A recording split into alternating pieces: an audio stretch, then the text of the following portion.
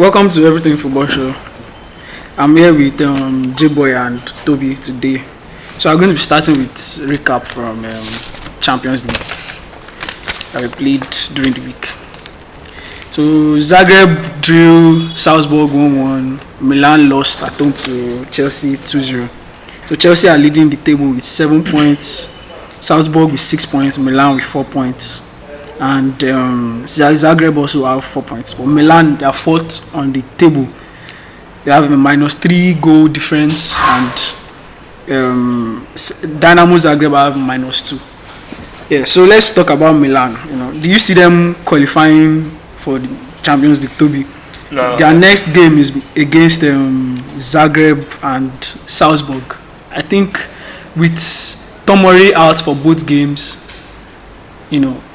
Kiatu is out, so they have to rely on Kalulu and Gabia. I'm not sure Calabria will be available for the next game also. So what do you think about that? Okay, so if they are playing Dinamo Zagreb at home, Dinamo Zagreb is actually a first record. They have at one home. home match, one away match. One away match, okay, so I'm very certain they are going to lose the away match because Italian teams actually struggle away this season in the Champions League.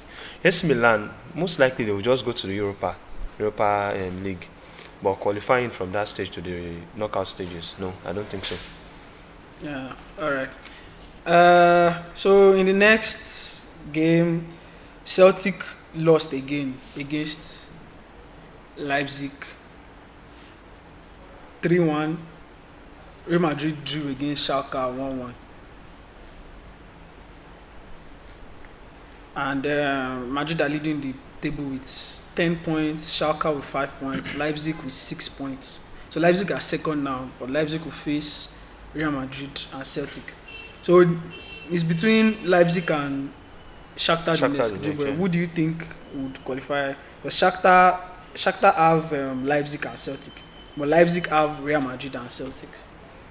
And there's a 2-point gap. They're not meeting each other. They are meeting each other. Okay. So between Shakhtar and Leipzig, I think Shakhtar right now they're in a better place than Leipzig. I think Leipzig are just trying to get their shit together. They just got in Marco Rose. He has a lot of work to do. It's going to be tight, but I'll go with Shakhtar. I think the way they are playing, and they gave Madrid a tough time. If they play that way against Leipzig, they should be able to edge them. All right. So the next game was played between Copenhagen and City. City had a red card in the first half. Mahrez lost the penalty also in the first half. Then Dortmund and Sevilla, they played 1-1. Sevilla scored first. Dortmund had to come back, and it was a pretty close game.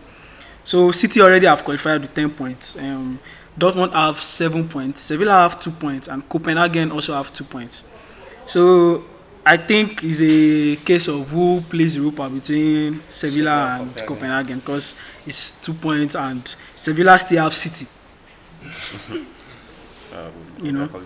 But Copenhagen just have Sevilla and Dortmund. So, but I think Sao Paulo should rough out Europa at least in this game. It depends which It depends on who Sevilla is facing.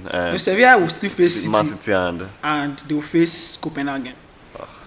It's going to be difficult. I think it's going to be Dortmund, Copenhagen that will decide who qualifies between Dortmund and Sevilla for the Champions. Because I think Sevilla can get something from Man City based on the fact that I think Man City are qualified already. They will probably rotate players. Last season they did the same against RB Leipzig and got thumped. So they can get something out of it. Shouldn't write them off yet. All right. The next game was between Juventus and Maccabi Haifa. Juventus lost at home 2-0 after beating Maccabi last week 3-1 at Maccabi Stadium. And PSG again drew against Benfica 1-1, a disappointing game from PSG's part. So PSG and Benfica have 7 points apiece, but PSG are leading based on goal difference. Juve have 3 points, and Maccabi Haifa have 3 points. Do you see Juventus qualifying? No, actually, I don't see Juventus qualifying. From my own point of view, I feel Allegri needs to leave. he has the ammunitions to actually be topping the league at least, or be on the same points with PSG. PSG and Juventus, before the Champions League season started, were tipped to be the ones to qualify from the group, and maybe benfica actually playing like third fiddle to them qualifying for Europa. But now Allegri is not doing anything, doing justice to the amount of money he has been given to and backed up to buy new players and all. But I don't think they are qualifying Europa at most.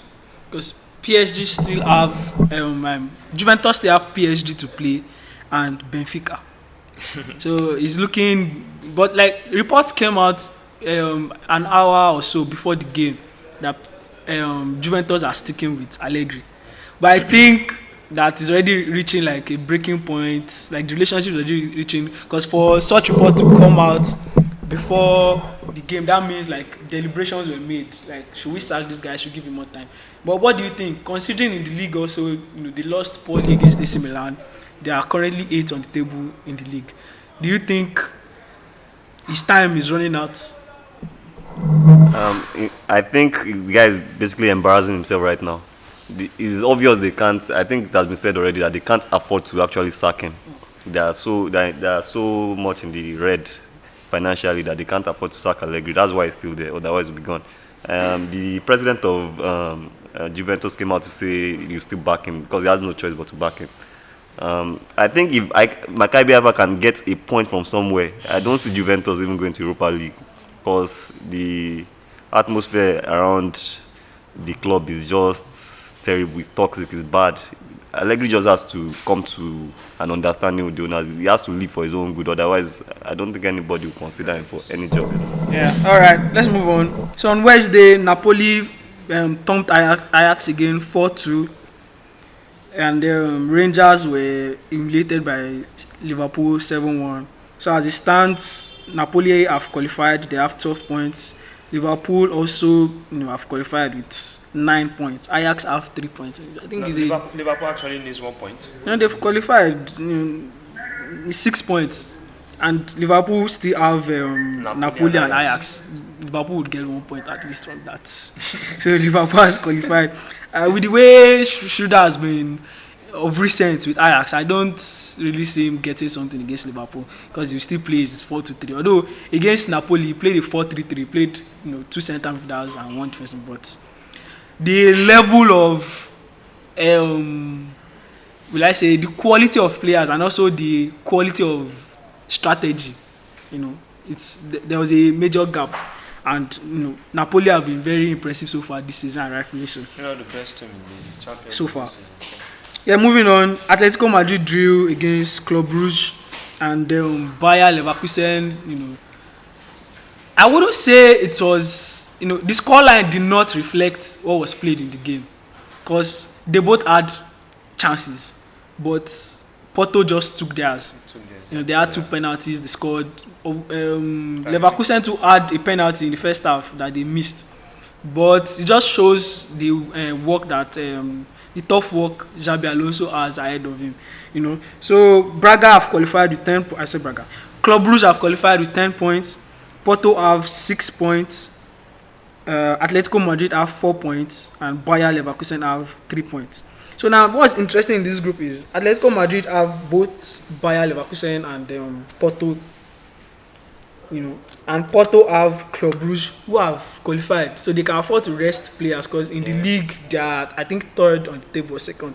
They can afford to rest players now that they've qualified, but then again they would want to seal that top spot. Sure.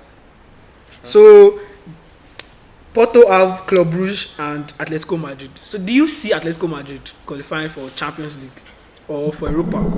No, I feel experience will be the determining factor in that group, and I still, as much as Club Brugge has actually qualified for the knockout stages of the round of 16, I feel Atletico has the experience to grind out results, and I still see Atletico qualifying from that group. Right. Porto will just try. Let's move on. So Barca drew against Inter, who Barca should have won the game. I mean, going into the game, everybody felt Barca would win, or Barca should win. But the game was almost evenly matched, because Inter Milan, one could even say Inter Milan should have won the game because they had better chances. Even as at 3-3, they had a late chance that Gozen should have scored, and they would have sealed their Champions League, qualification if they had won that game. Then Bayern Munich beat Plazen. It was a game of 2 halves. Bayern were very impressive in the first half, while first 40 minutes. Plazen were very impressive in the second half, which has been their story so far this season, especially in the league. They are usually good for 1 half, and they don't kill off teams. They were fortunate to kill off Plazen in the first half, but they don't kill off teams in the league. So yeah, let's talk about Barca and Inter Milan. J-boy. They, with the economic levers and everything they activated in the summer, they projected to reach the quarterfinals. Because the money they will make if they reach quarterfinals would keep them stable over the summer. They wouldn't have to sell, and they wouldn't be in crisis basically, because they are owing about 110 million euros for the transfer of Coutinho, Pjanic, and some couple of other players. They are still trying to work around some players that are collecting too much to reduce their wages. So, like, as it is, if they don't at least get to round of 16, they are in trouble. Even if they win the league, which is not sure, they are in trouble.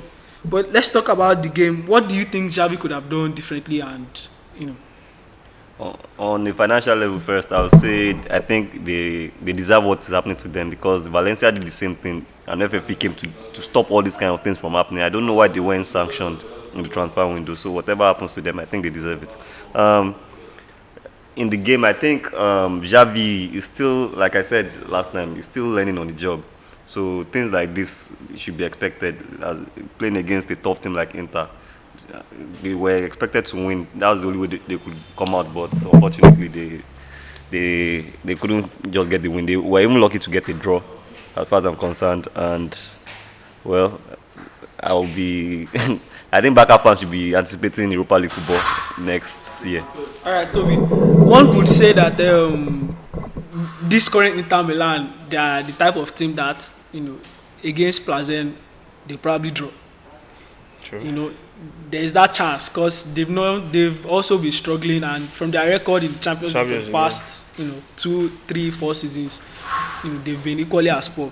So do you see Barca still grinding out something? Because Barca have Victoria Plazen and Bayern Munich, and judging from the game against Bayern Munich, it seemed kind of close.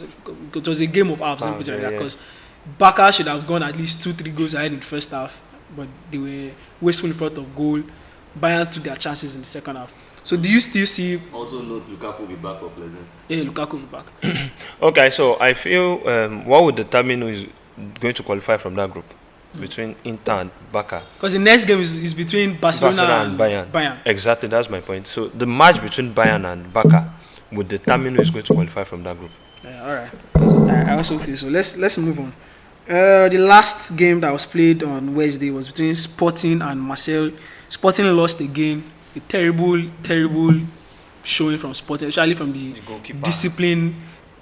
From like the discipline. If you are looking at it from like a disciplined aspect as a team, it was a poor game from Sporting. They lost 2-0 at home to Marseille. Yeah, it could have been more.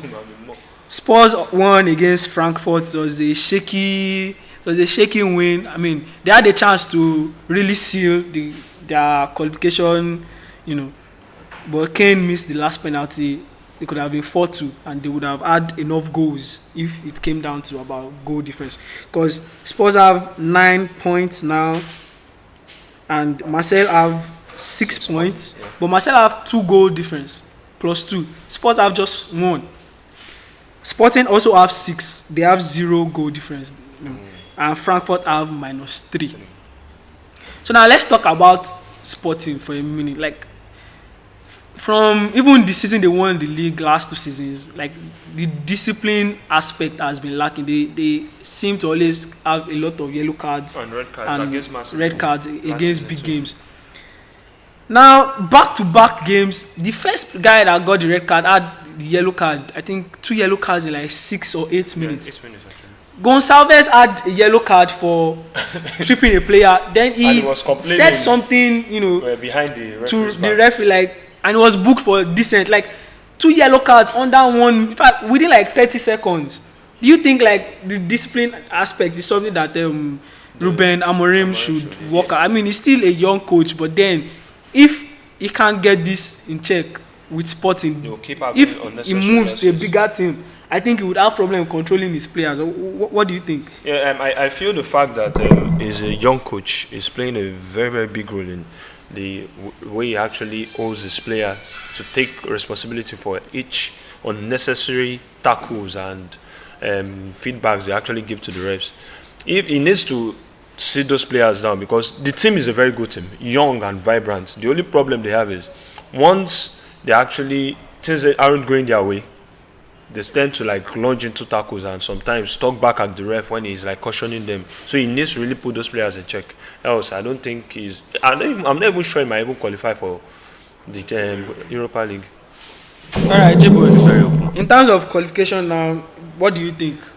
I think the table is still very, very open. Anybody can still qualify from this group. I was thinking about it now. Gonçalves is missing the next game. Yeah. The defender that Esgao is missing the next game also. Then the defender that got a straight red in the first. Is it the defender or midfielder?